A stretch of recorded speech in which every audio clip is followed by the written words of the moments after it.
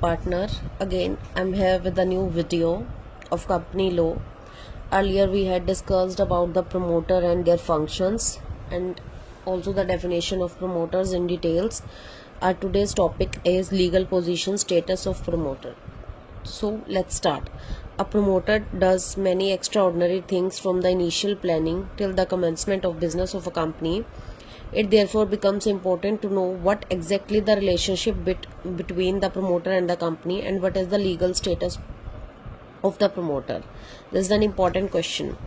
Promoters जो है वो एक तरह से उसके माइंड में आइडिया आता है, वो कंपनी को बनाता है, बहुत सारी एक्स्ट्राऑर्डिनरी थिंग्स करता है कंपनी के लिए, इनिशियल प्लानिंग्स करता है. तो ये जानना बहुत ज़रूरी है कि कंपनी और प्रमोटर्स के बीच क्या क्या लीगल रिलेशन होता है.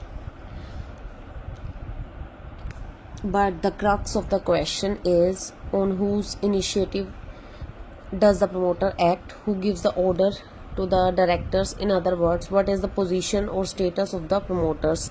To clarify the status of the promoter, it is important to consider the following कि डायरेक्टर्स को कौन इंस्ट्रक्शंस देता है, पोजीशन क्या है प्रमोटर की. तो उसके लिए सबसे पहले ये जानना ज़रूरी है, is the promoter an agent of the company. क्या प्रमोटर कंपनी का एजेंट है.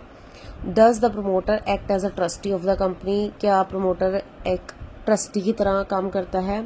Is the promoter the owner or the owners of the company. क्या प्रमोटर एक ओनर है या वन ऑफ द ओनर्स है. Or he is an official or an employee of the company. क्या वो company का एम्प्लॉय है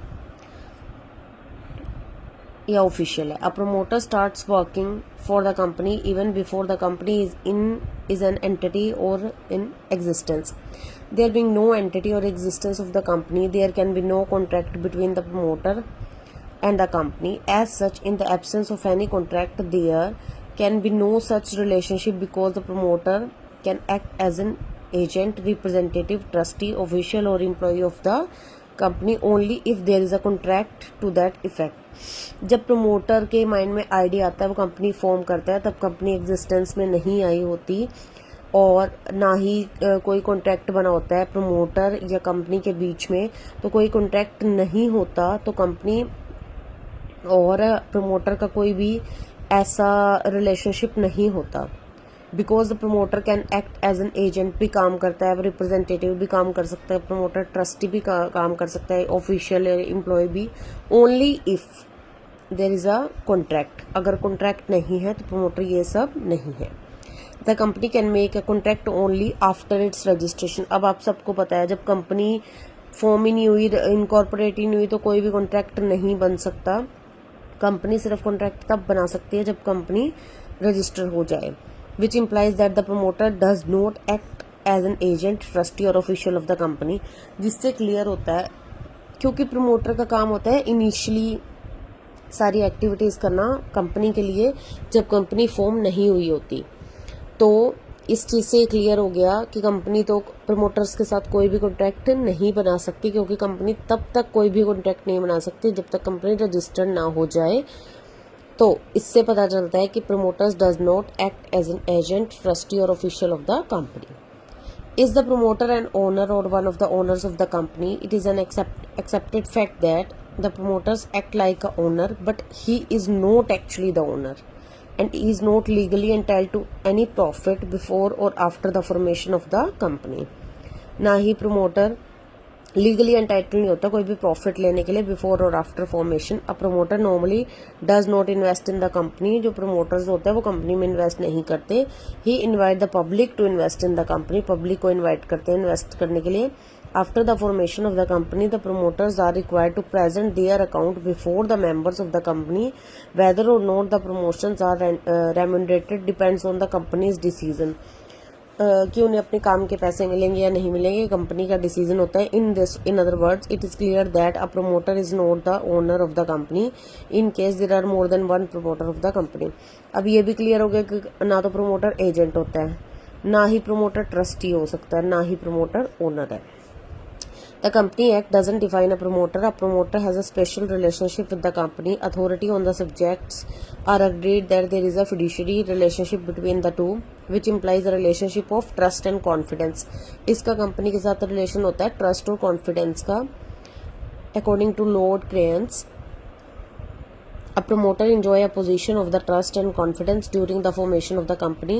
It is the promoter who decide who will be in the shape and what is the size of the company and what is industrial or commercial activity will the company be engaged when it commences business. तो अब आपको ये भी clear हो गया, company official owner कुछ भी नहीं होता, प्रमोटर इसमें से सिर्फ प्रमोटर का कंपनी के साथ एक ट्रस्ट और कॉन्फिडेंस का रिलेशनशिप होता है और वही डिसाइड करता है कि कंपनी इंडस्ट्रियल है, कमर्शियल एक्टिविटी करेगी, क्या करेगी। वो मतलब एक तरह से ना कंपनी की शेप बनाता है, साइज क्या होगा, क्या ऑल ओवर सारी भी इनिशियली एक्टिविटीज होती है प्रमोटर करता है। The fiduciary position of the promoter implies the following conditions on the functioning, not to make any secret profit. In the case of Iron और कंपनी वर्सेस बर्ड, ये cases के नाम अगर आप लिखोगे तो मार्क्स सिक्योरिंग रहेंगे। मैं आपको हमेशा टाइम टाइम पे छोटी छोटी टिप्स देती रहती हूँ मार्क्स सिक्योर करने के। अगर आप सेक्शंस लिखोगे, बिल्कुल क्लियर कट लिखोगे या डेफिनेशंस लिखोगे, वो साथ में मेंशन करोगे किसने कही है डेफिनेशन, तो आपको मार्क्स सिक्योरिंग रहेगा। It was held that no promoter shall make any secret profit, if he does so he shall be liable to give an account to such profit of the company and reverse the amount of the profit, वापस करना पड़ेगा।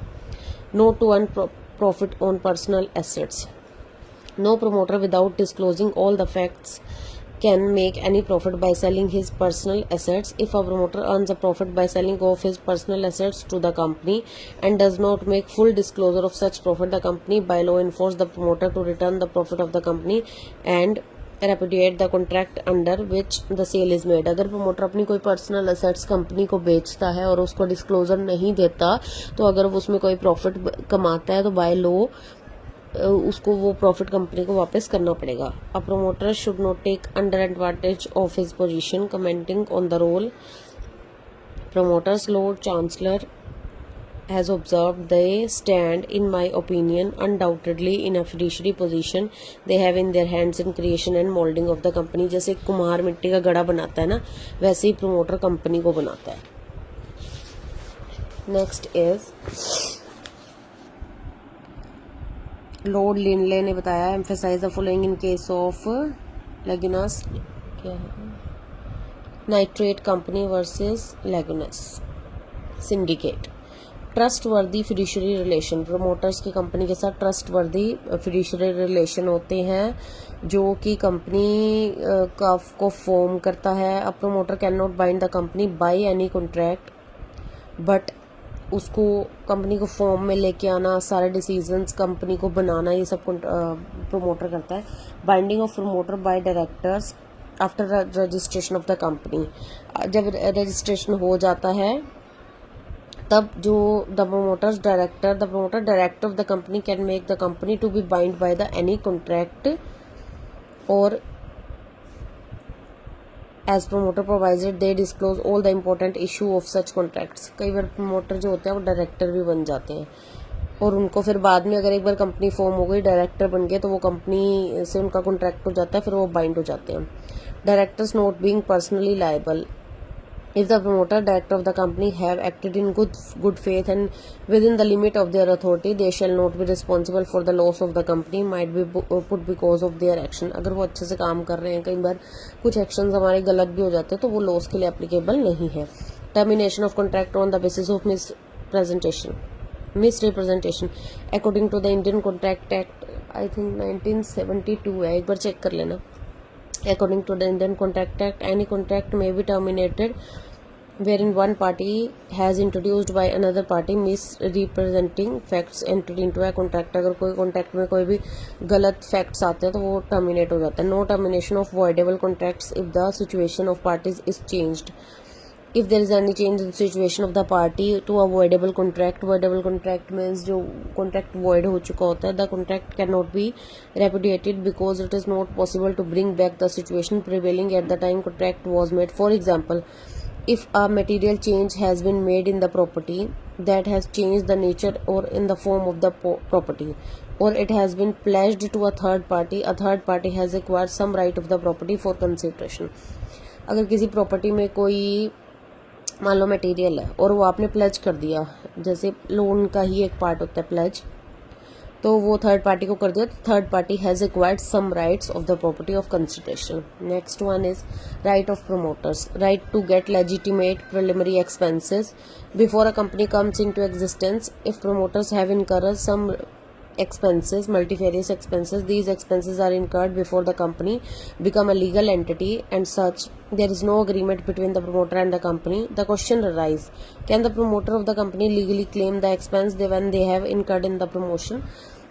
अब question ये आता है कि promoters ने company बनने से पहले, अब कोई कॉन्ट्रैक्ट नहीं हुआ, कुछ नहीं हुआ, जो एक्सपेंस किए, क्या वो मतलब उन्हें क्लेम कर सकते हैं? As per the law the promoters can not sue the company. Company में कोई केस नहीं कर सकते क्योंकि उनका कंपनी के साथ कोई भी कॉन्ट्रैक्ट नहीं हुआ होता. जो डायरेक्टर्स होते हैं वो not bound by law to pay the expenses. इनको एक्सपेंस पे करने के लिए बाउंड नहीं होते. It depends on the company decision. ये कंपनी का डिसीजन होता है purely. Even if there is such provision in the articles of the company, there is deemed to be no contract between the company and the promoters. But the normal practice and the policy governing such a situation is that the company will pay the promoter the expenses incurred by them on the incorporation, because otherwise no promoter would willing to work in or any expense of the formation of the company.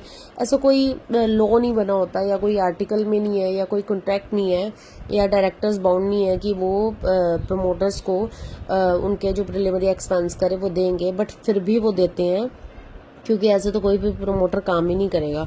तो ये एक तरह से trust building होता है, trust होता है company के साथ प्रमोटर का.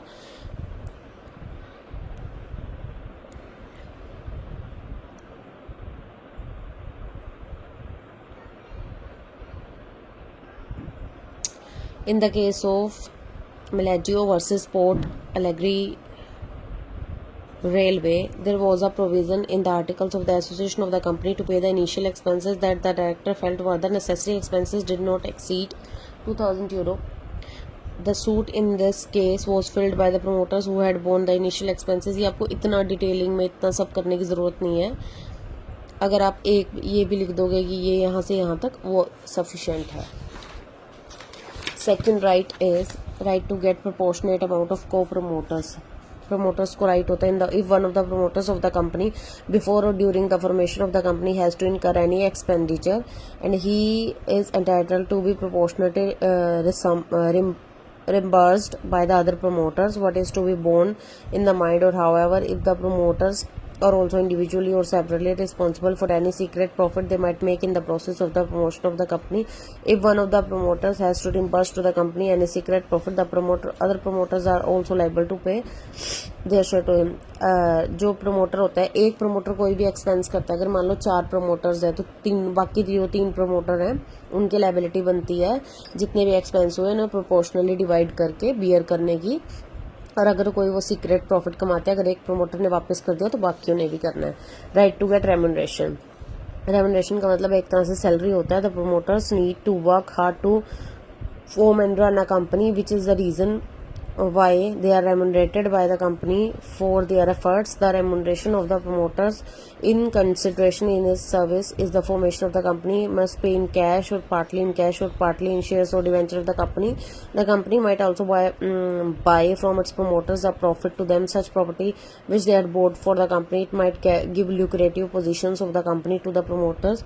जो promoter होते हैं उनमें उन्हें राइट होता है रेम्यूनरेशन का. वो रेम्यूनरेशन कैश में हो सकती है, शेयर्स में हो सकती है, डिबेंचर्स में हो सकती है, पार्टली कैश में हो सकती है, पार्टली शेयर्स में हो सकती है. Promoter doesn't have a legal right to get remuneration till such time as they made the contract with the company.